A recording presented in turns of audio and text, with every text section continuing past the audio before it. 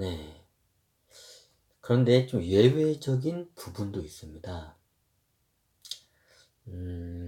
예를 들면 내가 어떤 이 세상을 구하거나 무언가를 정화시키거나 뭔가를 고치기 위해서 내가 그런 업을 짓지 않은데요. 내가 예를 들어서 불같이 천민족으로 제가 태어날 수도 있고요. 인도로 따지자면.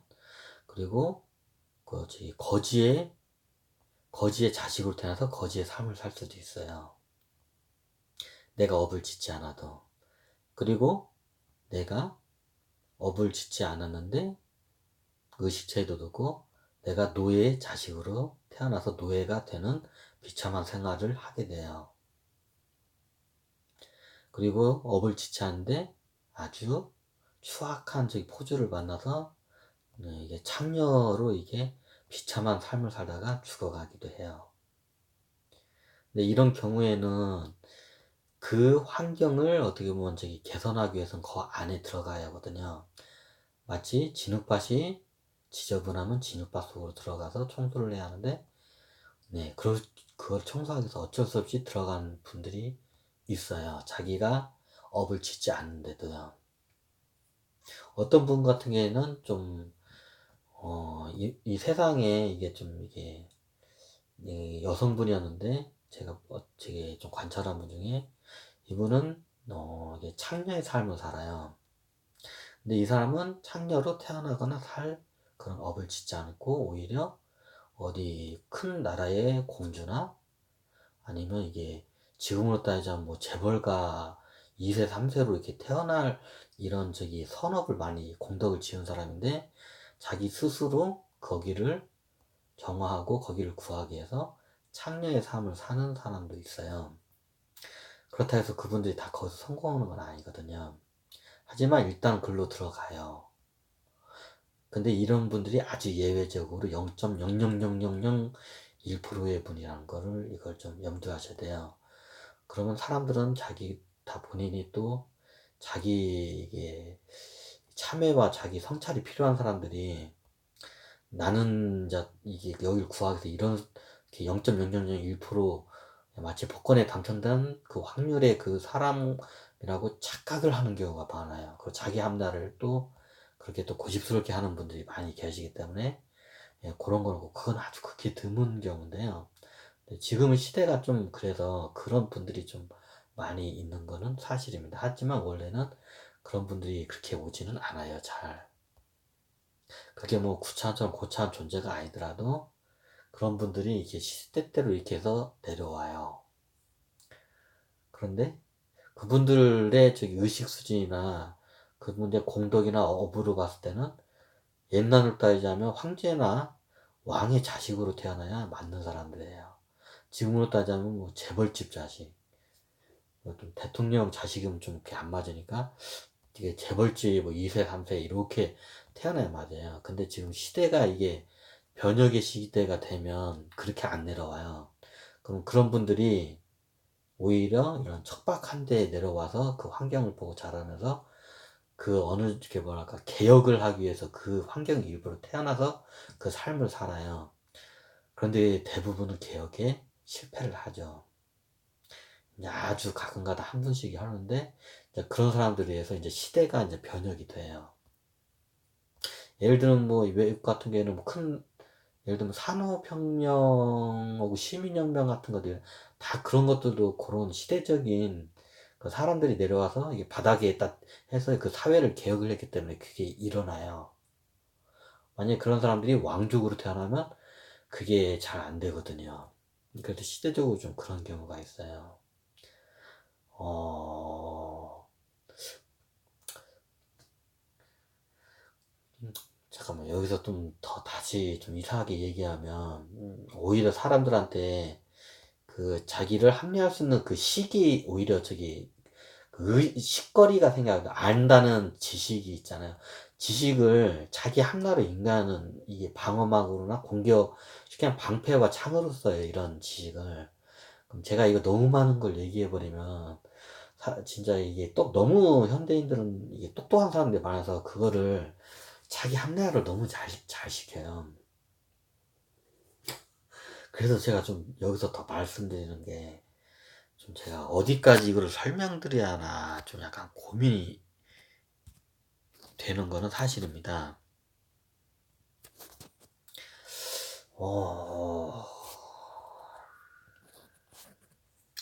지금 우지의식 하다가 이제 예외적인 상황도 이제 하고, 그리고 또 아까 저기 말씀드리려고 했는데, 예를 들면 인도에 같으면 이런 경우가 있어요. 이게 굉장히 이게 잘못된 적인데, 인도 같은 경우에는 오래전부터 이게 좀 그런 되게 뭐 카스트 제도로 뭐 되게 이게 어떻게 보면 우리나라 옛날 저기 양반 사회 그 신분 사회처럼 그런 게 이게 뿌리 깊게 박혀 있잖아요. 이게 왜 뿌리 깊게 박혀 있냐면, 우리나라 같은 경우에는 이게 신분 사회가 정치적인 거 제주도적인 신분 사회인데, 인도는 이게 종교적인 게이기 때문에 사후세계하고 연결되기 때문에 그게 잘 안 박혀요.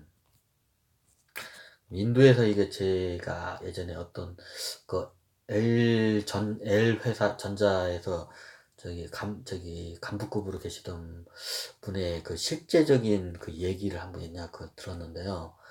그분은 인도에 이제 저기 지점으로 이제 파견 근무를 갔어요, 은하에서요. 근데 직원들하고 같이 이제 회식하고 갔고 이제 저기 밤에 걸어가고 있는데, 여러 명의 남성이 한 여성을 집단으로 강간을 하고 있는 거예요. 그럼 당연히 경찰에 신고를 해야겠죠. 그런데 그 수많은 지나가는 사람들이 그 모습을 보고 그냥 아무렇지도 않게 그냥 무방하게 다 그냥 지나간다는 겁니다. 근데 우리나라 사람들이 그걸 보니까 너무 이게 아무리 문화와 차이가 이질적으로 이게 너무가 차이 난다고 하지만, 이건 너무 아니다고 해서 직원들한테 저거 저기 범죄 아니냐고 하니까, 거기 이제 인도에 있는 직원들이 그렇게 하더래요. 아니라고. 이게 지점장이 그냥 저기 상관하지 말고 지나가시라고. 저 여자 지금 벌 받고 있는 중이라고. 그 인도에 있는 그 직원이 그렇게 얘기를 하는 거예요. 직원들이. 근데 이게 저기 그 직원이 그렇게 얘기를 하면서 이제 나중에 그거를 이제 알아봤대요. 이제 그러면 그 여자가 이제 경찰서에 갔는데, 누군가 신고를 해서 경찰서에 갔는데, 그 몇 명의 남자들이 강제로 한 강간한 남성들은 바로 풀려났대요. 그냥 뭐 재판이나 뭐것도 없이 그냥 바로 집으로 그냥 갔어요, 경찰서에서. 그러면서 나중에 경찰서 남은 여성이 경찰이 다 손가락질을 하면서, 너 이건 네가 전생에 지은 죄야. 너 입 다물어. 어디 가서 하소연 하지 마. 하고 경찰이 여성한테 대놓고 그렇게 했다고 합니다. 이거는 제가 본 게 아니고, 제가 예전에 저기 한번 저기 좀 토론을 한 분이 그 얘기를 하더라고요. 자기가 옛날 저기 엘준 저기 그 지점 이렇게 저기 어디로 인도로 파견 갔는데 직접 그걸 목격을 한 거예요. 그래서 그거에 대해서 저도 이제 토론을 많이 했는데, 그러면 강간당한 여성은 다 죄인이냐? 죄인이래요, 그 나라에서는요. 지금은 어쩐지 모르겠어요. 그게 좀 오래전 적이라서. 이게 재밌는 게 뭐냐, 그리고 오히려 경찰은 그 강간한 남성을 죄인으로 범죄자로 보는 게 아니고요. 그 강간당한 여성을 범죄자로 본다는 것, 그 관점입니다. 이게 종교적인 게 이게 관습화되면 이게 굉장히 무서운 거거든요. 이게 한 사례거든요. 왜 이게 정치인들이 제일 무서워하는 게 종교거든요. 왜? 종교는 절대자와가 연결이 되고요. 어떻게 보면 옛날로 따지면 제사장과 비슷하죠. 그리고 신으로 부여받은 심판자로서도 이게 가능해요. 그러면 이게 왕까지도 심판할 수가 있어요. 예전 같은 경우에는. 예전에 은나라 같은 경우에는 제사장이 왕을 잡아 죽이기도 했어요. 그 자리에서. 그런 사례, 옛날에 상나라 때, 뭐, 그전부터 상나라 때까지만 해도 옛날에 그랬거든요. 제사장이, 이거 해가지고 뭐 하다가, 저기, 하늘님께서 이거 저기 노하셔가지고, 지금 왕이 정치를 잘못해가지고, 지금 나라에 지금 태풍이 불고, 지금 가뭄이 들었다고, 이렇게 말해버리잖아요, 제사장이. 그러면 그냥 왕 그날로 그냥 그냥 사형이에요. 쉽게 말하면. 옛날 상나라 때, 은나라 때만 해도 그게 이렇게 통영이 그렇게 됐다고 하더라고요.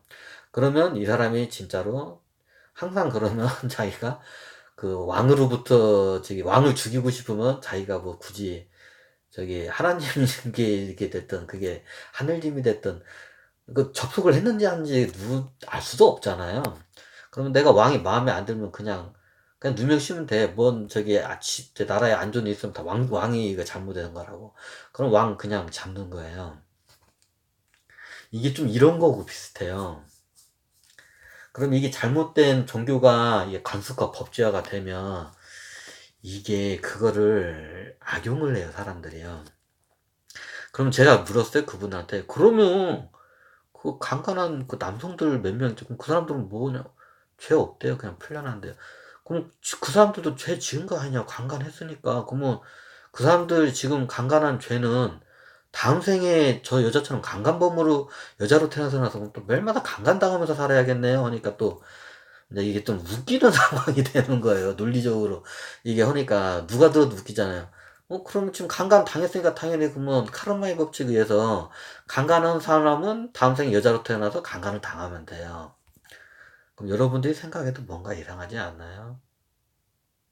이게 이게 종교화가 잘못돼서 이거를 상위 계급자들이 그거를 많이 이용을 해요.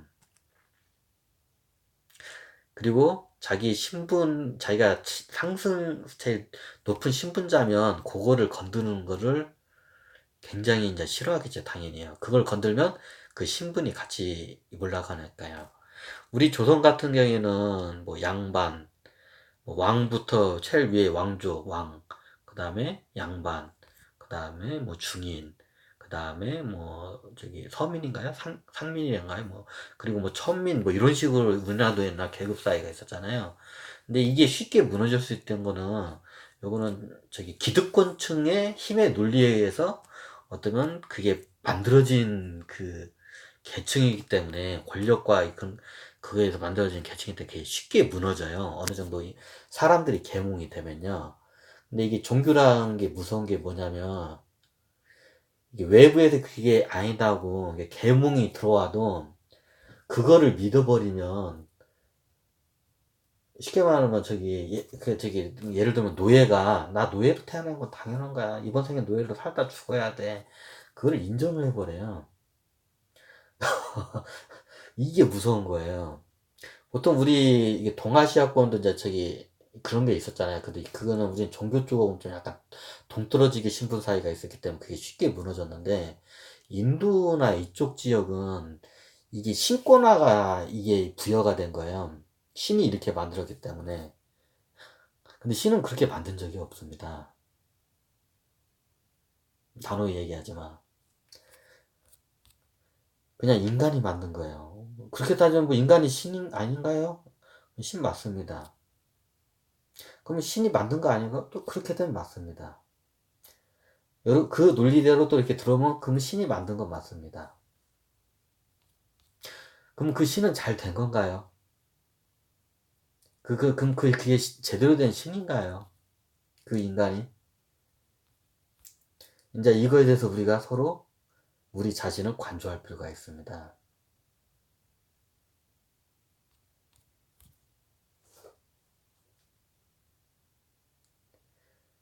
그러면 우리가 살고 있는 지금 우리가 인도에 대해서 좀 말도 안 되잖아요. 이거 세계 사람들이 특히 선진국 사람들 보면 아까 말한 인도의 이런 사례가 되면 이거 말도 안 되잖아요. 또 그 양반이 얘기도 하더라고요.